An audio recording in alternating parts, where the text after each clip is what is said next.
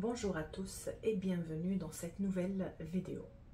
Aujourd'hui, nous allons explorer un sujet essentiel, le rôle de la conscience de soi dans la régulation des émotions et ses conséquences sur notre ajustement psychologique. Nous verrons comment une forte conscience de soi peut influencer notre santé mentale, comment les structures du soi jouent un rôle clé dans notre bien-être et comment certaines théories nous aident à mieux comprendre ces mécanismes.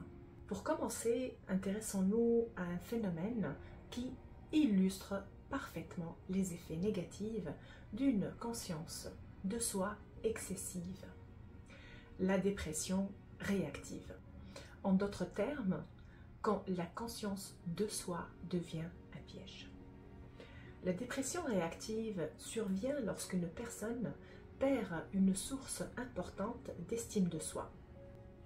Un poste valorisant, une promotion attendue qui tombe à l'eau, une rupture amoureuse avec une personne qui représentait un pilier identitaire, ou la perte de statut social ou de reconnaissance.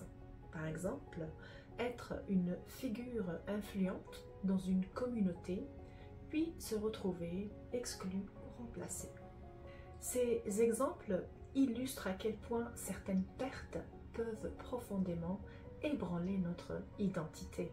Et dans bien des cas, l'impact émotionnel est comparable à un véritable deuil. Dans ces situations, la personne se retrouve souvent piégée dans un état de conscience de soi privée, continue.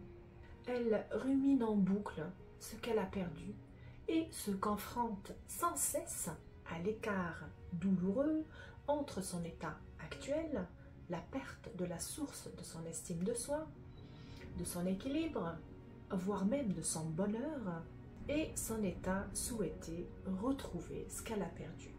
Un emploi, une relation, un statut, un cercle d'appartenance. Exemple concret. Imaginez une personne qui vient de perdre son emploi après 10 ans dans la même entreprise. Chaque matin, elle se réveille en se disant « Je ne suis plus utile. Je ne suis plus la personne que j'étais. » Ce dialogue intérieur devient une boucle, un miroir permanent sur sa perte, renforçant l'écart douloureux entre le soi réel au chômage et le soi idéal, personne compétente et reconnue au travail. Et on aura pour conséquence un affect négatif qui devient constant. La personne se déprécie de plus en plus. Elle peut finir par entrer en dépression, voire développer des idées suicidaires. Selon Roy Baumeister, en 1990, lorsque la personne constate un écart trop important entre son soi réel, ce qu'elle perçoit être, et son soi idéal, ce qu'elle voudrait être, elle entre dans un état de souffrance psychologique intense. Si cet écart semble impossible à combler, cette tension identitaire devient insupportable. L'individu cherche alors à s'échapper de la conscience douloureuse de soi en recourant à des comportements autodestructeurs tels que l'abus d'alcool, la boulimie, l'automutilation ou même le suicide. C'est ce que Baumeister nomme la théorie de l'évasion du soi, Escape from Self Theory. D'autres chercheurs confirment que cette perte de repères, notamment après la disparition d'une source centrale d'estime de soi, statut, amour, performance, peut générer un vide identitaire. Selon Tachfel et Turner, en 1979, l'identité sociale était profondément liée à l'appartenance et au rôle social, sa perte peut provoquer une crise existentielle. De plus, selon Marsha Linehan en 1993, certains individus utilisent l'autodestruction comme un mécanisme de régulation émotionnelle dans l'incapacité de faire face à une souffrance. Autrement dit, l'autodestruction n'est pas un choix rationnel, mais souvent une tentative désespérée de soulagement, d'échappatoire ou de punition lorsqu'un individu n'a plus de ressources internes pour restaurer une image de soi cohérente et digne.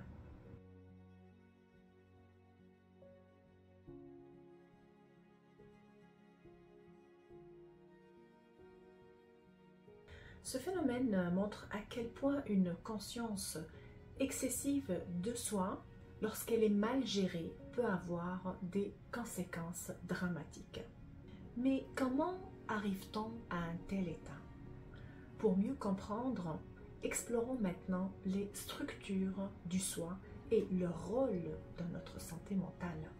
Les structures du soi jouent un rôle déterminant dans notre santé mentale. Selon Patricia Linville, en 1987, la diversification des structures du soi, c'est-à-dire les différentes facettes de notre identité, nous protège contre les conséquences négatives des événements stressants. En effet, plus une personne possède de représentations variées d'elle-même, par exemple, être à la fois un bon professionnel, un ami dévoué et un parent aimant, moins sa santé mentale risque d'être affectée par des émotions négatives liées à des événements anxiogènes. À l'inverse, une personne avec une faible complexité de soi, peu de facettes identitaires, est plus vulnérable aux troubles affectifs.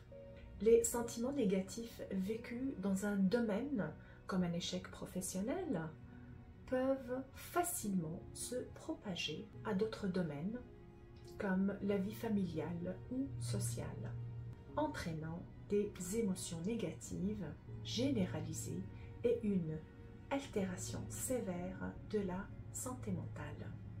En résumé, plus nos structures du soi sont diversifiées, plus nous résistons au choc émotionnel. À l'inverse, une identité trop restreinte nous expose davantage aux difficultés psychologiques. Prenons l'exemple de Laura, une jeune femme de 30 ans. Les structures du soi de Laura incluent plusieurs facettes de son identité. Professionnelle, elle est une employée dévouée et compétente dans son travail. Familiale, elle est une mère attentionnée et une épouse aimante. Sociale, elle a un cercle d'amis proches avec qui elle partage de nombreux moments. Personnelle, elle pratique la peinture comme passe-temps, ce qui lui apporte une grande satisfaction. Grâce à cette diversification des structures du soi, Lara est mieux protégée contre les événements stressants. Par exemple, si elle vit un échec professionnel comme un projet qui ne se déroule pas comme prévu, elle peut compenser en se concentrant sur ses relations familiales, ses amitiés ou sa passion pour la peinture. Cela lui permet de ne pas être submergée par les émotions négatives car elle a d'autres sources d'estime de soi et de bien-être. À l'inverse, imaginons Julien, un homme de 35 ans dont l'identité est principalement centrée sur son travail. Il n'a pas de hobby ni de relations sociales significatives en dehors de son environnement professionnel. Si Julien perd son emploi, il n'a pas d'autre structure du soi pour amortir le choc. Les émotions négatives liées à cette perte risquent de se propager à tous les aspects de sa vie, entraînant une altération sévère de sa santé mentale, comme une dépression ou une anxiété généralisée. Cette diversification des structures du soi est donc un outil puissant pour protéger notre bien-être, mais attention, il y a une limite à ne pas dépasser. En effet, si cette diversification devient trop complexe, au point d'être fragmentée, l'ajustement psychologique de la personne risque de devenir difficile. Et c'est justement ici qu'intervient la chercheuse Caroline Showers. Elle propose une approche intermédiaire pour bien fonctionner psychologiquement. Ce n'est pas seulement le nombre de facettes identitaires qui compte, mais la manière dont on les organise en fonction de leur charge émotionnelle, ce qu'elle appelle leur valence. Pour simplifier, valence positive égale ce qui nous donne confiance et fierté. Par exemple, être un bon parent, une personne créative ou fiable. Valence négative, ce qui alimente le doute, l'insatisfaction ou la honte. Exemple, une image corporelle négative ou un sentiment d'échec. En clair, il s'agit de prêter attention à la façon dont nos expériences positives et négatives sont classées dans notre esprit et surtout à la place qu'on leur accorde dans notre image de nous-mêmes. Par exemple, si quelqu'un vit un échec dans sa vie professionnelle, mais qu'il arrive à la compartimenter en se disant « Ok, j'ai raté ce projet, mais ça ne remet pas en cause tout ce que je suis. » Alors, cet échec reste contenu. Il n'affecte pas toute son estime de soi. À l'inverse, si la personne généralise « J'ai raté, donc je suis un raté », alors l'expérience négative s'étale sur toute son identité et devient bien plus destructif. Et attention, les expériences positives aussi doivent être bien intégrées pour avoir un véritable effet protecteur sur notre estime de soi. Ce n'est pas parce qu'on réussit quelque chose qu'on se sent automatiquement plus fort ou plus confiant. Encore faut-il que cette réussite s'aligne avec l'image que l'on a de soi-même et qu'on lui donne une place stable dans notre identité. Petit rappel de la vidéo précédente. On avait vu, grâce aux travaux de Swan, Pelham et Krull en 1989, que les personnes avec une bonne estime de soi acceptent plus facilement les compliments parce qu'ils confirment ce qu'elles pensent déjà d'elles-mêmes. Mais chez les personnes ayant une faible estime de soi, c'est souvent l'inverse. Elles peuvent refuser ou minimiser un compliment parce qu'il ne correspond pas à leur perception négative d'elles-mêmes. Et comme notre cerveau cherche en priorité la cohérence interne, il préfère rejeter une information positive plutôt que de remettre en question une croyance négative bien ancrée. Ce phénomène a aussi été observé dans les travaux de Kiel en 2017. Les personnes avec une faible estime de soi dispositionnelle réagissent souvent mal à un compliment parce qu'elles ne pensent pas le mériter ou qu'il entre en contradiction avec leur sentiment profond d'indignité. Et le plus fascinant, c'est que tout se produit de manière inconsciente. Alors, si vous avez du mal à recevoir sincèrement un compliment ou à intégrer une réussite qu'en faisant partie de votre identité, eh bien, ce n'est pas parce que vous êtes fou ou humble, c'est peut-être simplement un signe clair qu'il y a un travail à faire sur l'estime que vous vous portez. D'ailleurs, je vous invite à travers ces vidéos à explorer avec moi quelques pistes de réflexion. Je ne prétends pas détenir la vérité absolue, ni des solutions toutes faites, mais simplement partager des éléments qui, je l'espère, pourront nourrir votre propre cheminement. Des pistes pour mieux comprendre ces mécanismes invisibles et peut-être avancer vers une estime de soi plus juste, plus stable et plus bienveillante envers vous-même. En résumé, et pour revenir à l'approche de la diversification de la structure de soi, notre bien-être dépend de cette organisation intérieure.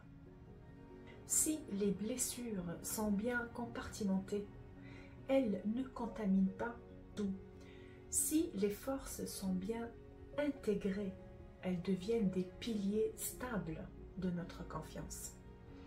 L'objectif, selon Showers, est donc de renforcer nos structures positives tout en travaillant avec douceur sur celles qui nous font souffrir pour construire une identité équilibrée, stable et résiliente.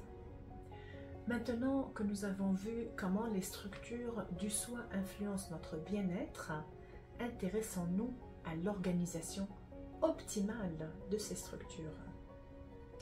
L'idée centrale est qu'il existe une manière idéale d'organiser nos différentes facettes identitaires pour favoriser un fonctionnement psychologique optimal.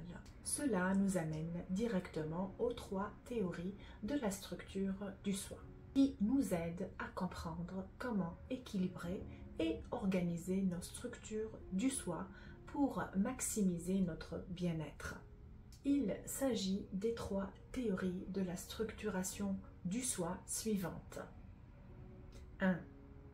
La dépendance de niveau de valence. 2. La théorie de la direction de la régulation. Higgins 2000. 3. La stabilité de l'estime de soi. Kernis et Goldman en 2003. Je vous propose d'explorer ensemble ces théories pour comprendre comment construire un soi plus stable, plus cohérent et surtout plus apaisé. Et commençons par la théorie de la dépendance des niveaux de valence. Cette théorie repose sur une idée simple mais puissante, la façon dont nous organisons notre identité, c'est-à-dire les différentes facettes de notre soi devraient tenir compte de la charge émotionnelle associée à chacune d'elles. Certaines facettes sont positives. Ce sont les aspects de nous-mêmes qui nous rendent fiers, confiants, épanouis. Par exemple, être un bon ami, une personne compétente ou créative. D'autres facettes sont négatives. Ce sont celles qui nous font douter de nous et qui nous génèrent de l'inconfort ou de la honte, comme une image corporelle difficile, un échec vécu, un défaut qu'on ne supporte pas. L'idée centrale, c'est que pour garder un bon équilibre psychologique, on ne doit pas traiter ces 2 types de facettes de la même manière. Il faut apprendre à renforcer les aspects positifs pour qu'ils nous soutiennent au quotidien et à gérer les aspects négatifs avec douceur, recul et lucidité pour éviter qu'ils ne prennent toute la place. C'est cette organisation stratégique entre les bons et les mauvais tiroirs du soi qui permet de préserver une estime de soi stable et résiliente.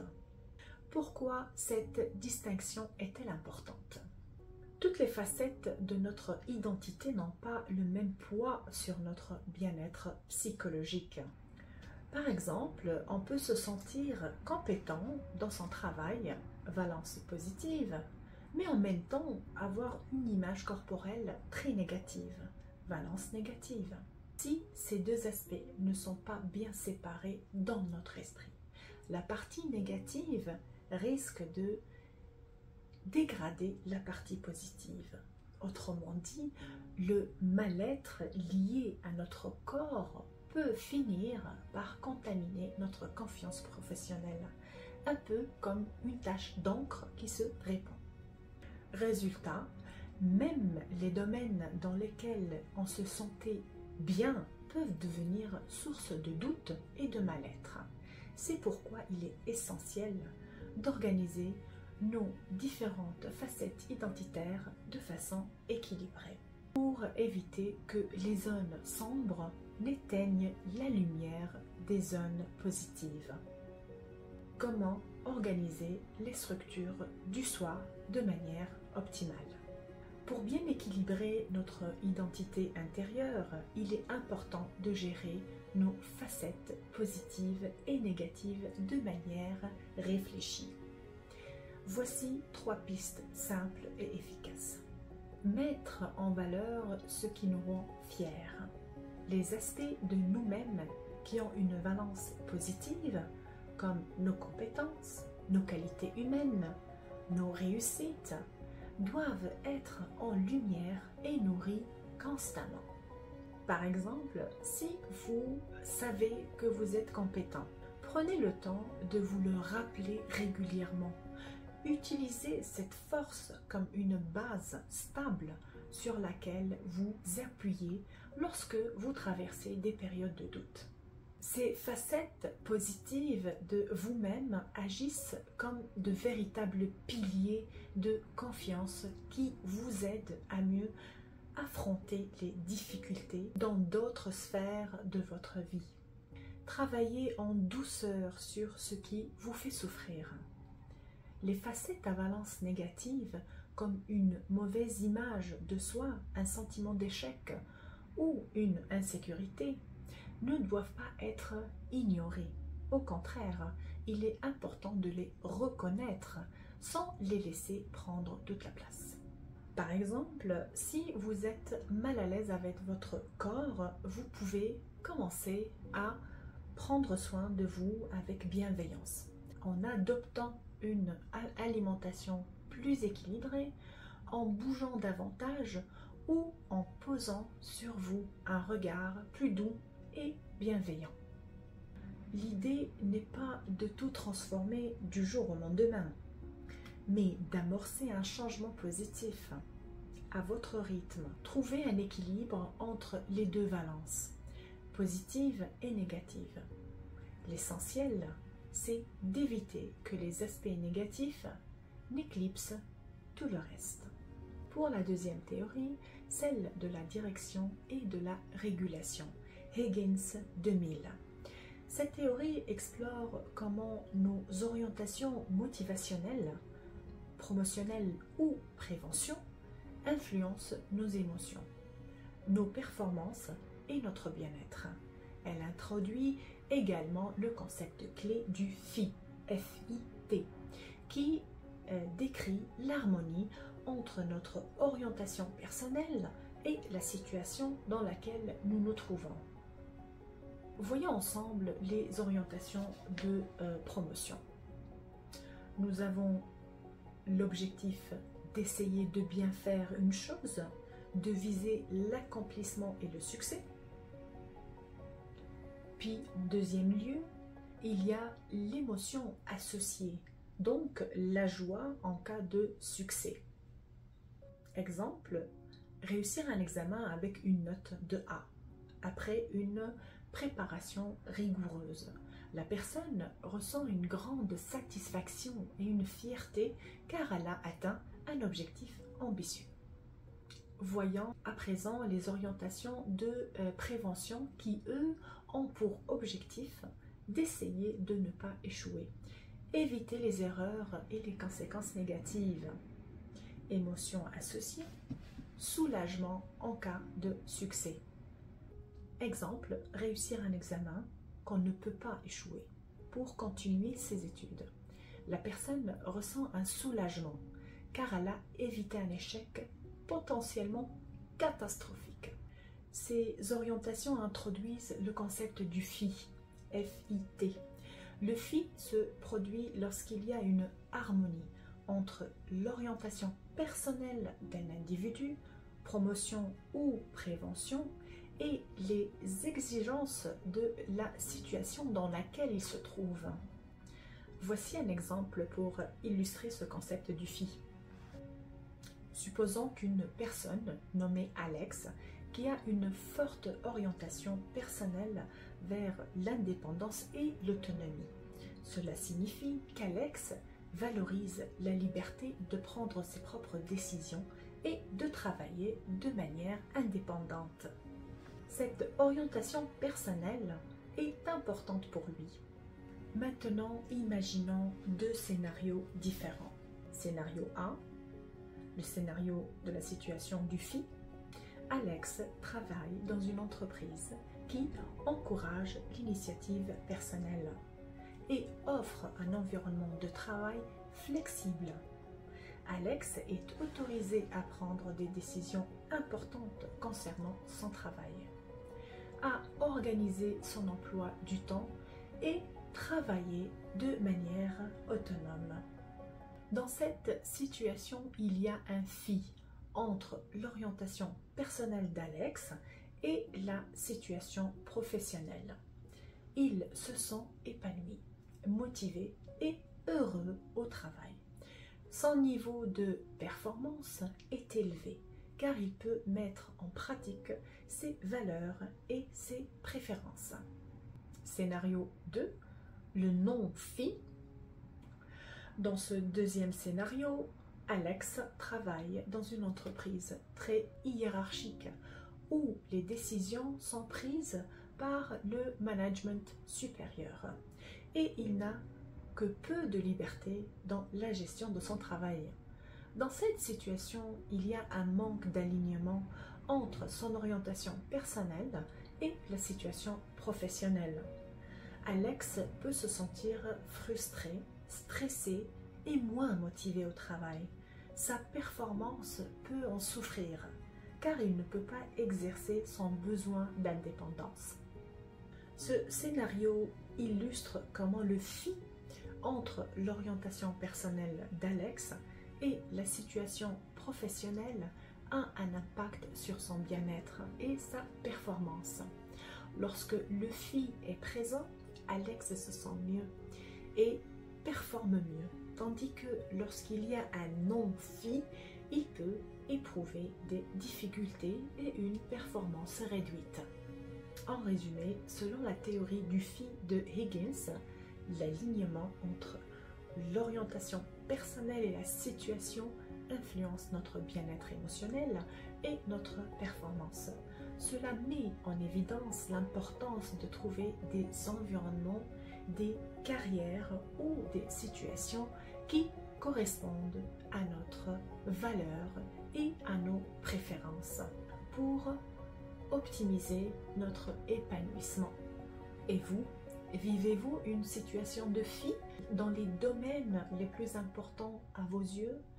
Posez-vous la question, car la réponse déterminera votre degré d'ajustement psychologique et par conséquent votre bien-être émotionnel. Un alignement entre vos motivations personnelles et votre environnement est essentiel pour vous sentir épanoui et performant. Alors, êtes-vous en harmonie avec vous-même? Après avoir exploré comment la diversification des structures du soi et l'alignement motivationnel influencent notre bien-être, abordons maintenant la troisième et dernière position théorique liée à la structure du soi, la stabilité de l'estime de soi dispositionnelle. Cette théorie nous aide à comprendre pourquoi certaines personnes maintiennent une estime de soi stable tandis que d'autres vivent des fluctuations émotionnelles importantes. Selon Kernis et Goldman 2003, plus les structures du soi sont instables et fluctuantes, plus la capacité d'ajustement psychologique d'une personne est affaiblie. Cela signifie que peu importe que l'estime de soi globalement positive ou négative si les différentes facettes de l'identité changent trop fréquemment. La personne aura plus de difficultés à s'adapter émotionnellement et psychologiquement aux défis du quotidien.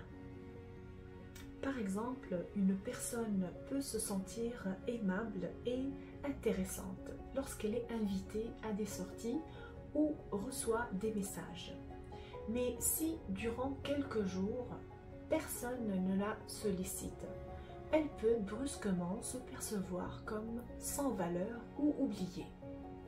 Cette variation rapide de l'image de soi en fonction d'événements mineurs illustre une structure du soi instable. Autre exemple, une personne qui se sent bien dans son corps un jour, mais se trouve horrible dès qu'elle voit une photo peu flatteuse ou se compare sur les réseaux sociaux, montre là aussi une identité très fluctuante. Ces changements constants d'auto-perception rendent plus difficile l'ajustement psychologique face aux émotions, aux relations ou aux petits revers de la vie. Ainsi, plus notre image de nous-mêmes repose sur des bases fragiles ou variables, plus il devient complexe de rester stable intérieurement quand l'extérieur bouge. Un aspect clé pour comprendre cette instabilité est la distinction entre une estime de soi contingente et une estime de soi non contingente. L'estime de soi est dite contingente lorsqu'elle dépend de facteurs externes, comme les réussites ou les échecs dans un domaine spécifique. Par exemple, les résultats scolaires ou professionnels. Dans ce cas, l'estime de soi fluctue en fonction des succès ou des échecs, ce qui la rend fragile et instable. À l'inverse, l'estime de soi est non contingente lorsqu'elle ne dépend pas des facteurs externes. Une personne avec une estime de soi non contingente se sent bien dans sa peau indépendamment de ses performances ou des opinions des autres, ce qui rend son estime de soi plus stable et résiliente. En résumé, la stabilité des structures du soi est un facteur essentiel pour maintenir un équilibre psychologique solide, et ce, qu'elle repose sur une estime contingente ou non contingente. Une estime de soi trop fluctuante, même si elle est globalement positive, peut nuire à notre capacité à faire face émotionnellement aux défis de la vie. Pour illustrer cela, Jennifer Crocker a mené une étude auprès d'étudiants en attente de réponse d'admission à des études avancées. Résultat, ceux dont l'estime de soi était contingente à leur scolarité ont vécu de fortes fluctuations de confiance selon qu'ils étaient acceptés ou refusés. Leur bien-être psychologique était donc directement lié au verdict reçu, ce qui les rendait bien plus vulnérables. En résumé, une estime de soi contingente entraîne des fluctuations émotionnelles et une vulnérabilité accrue, tandis qu'une estime de soi non contingente offre une stabilité et une résilience plus solides. Mais ouvrons ici une parenthèse essentielle. Construire une estime de soi non contingente, c'est-à-dire indépendante des circonstances extérieures, est aujourd'hui un véritable défi. Depuis notre enfance, nous sommes conditionnés à nous définir à travers nos résultats. Les bonnes notes, les performances, l'appartenance, l'apparence, la reconnaissance. Et une fois devenu adulte, ce conditionnement persiste sous d'autres formes, les diplômes, les revenus, le statut social, le quartier où on habite, la voiture que nous conduisons ou encore les écoles que fréquentent nos enfants. À cela s'ajoutent les réseaux sociaux où beaucoup exposent une vie idéalisée. On devient alors parfois dépendant des réactions que l'on suscite. Compliments, commentaires positifs, likes, autant de validations extérieures qui peu à peu deviennent des indicateurs de valeur personnelle. L'idée même de pouvoir se sentir digne, aimé ou légitime, sans preuve sociale ni reconnaissance visible, semble s'être effacée de notre culture. Pourtant, c'est précisément ce type d'estime de soi, plus profond et plus stable, qu'il devient urgent de reconstruire. Et même lorsque nous comprenons intellectuellement que notre valeur ne devrait pas dépendre de tout cela, nous continuons à chercher, souvent inconsciemment, des signes extérieurs pour nous rassurer, pour nous sentir suffisants. Une autre voie existe pourtant, une estime de soi qui repose sur des fondations intime et inconditionnelle, comme je suis sincère même quand personne ne m'applaudit, je me relève toujours même quand c'est dur, je suis capable d'aimer, de grandir, de faire le bien autour de moi. Ces fondations-là ne dépendent pas des compliments ni des résultats. Elles sont silencieuses et surtout solides, et personne ne peut nous les enlever. Cela montre à quel point il est important d'apprendre à réduire la dépendance de notre estime de soi à des facteurs externes si l'on souhaite cultiver un bien-être durable et une vraie liberté. Maintenant, si on essaye de faire un récapitulatif, la conscience de soi et les structures du soi sont essentielles pour notre bien-être psychologique. Une conscience de soi excessive peut mener à des conséquences graves, comme la dépression réactive, tandis qu'une diversification équilibrée des structures du soi nous protège des événements stressants. Les théories de la structuration du soi nous montrent comment équilibrer nos aspects positifs et négatifs, dépendance des niveaux de valence, alignement entre nos motivations et notre environnement, théorie de la direction et de la régulation, stabiliser notre estime de soi pour éviter les fluctuations émotionnelles. En comprenant ces mécanismes, nous pouvons mieux gérer nos émotions et renforcer notre bien-être. L'objectif est de trouver l'équilibre entre nos différentes facettes identitaires. Enfin, merci d'avoir regardé cette vidéo. Si vous souhaitez réagir au contenu, partager une réflexion ou poser une question, je vous invite à m'écrire à l'adresse indiquée dans le descriptif. Je ferai de mon mieux pour répondre à chacun d'entre vous. Dans la prochaine vidéo, nous plongerons au cœur de l'autorégulation émotionnelle. Nous avons tous déjà ressenti des émotions négatives, comme la tristesse, la colère ou l'anxiété, et tenté de les surmonter. Mais comment fonctionnent réellement ces mécanismes d'ajustement intérieur? Quelles stratégies sont les plus efficaces pour gérer nos émotions? Et surtout, quelles sont leurs conséquences à long terme? On se retrouve très bientôt pour explorer tout cela ensemble. Alors à très vite.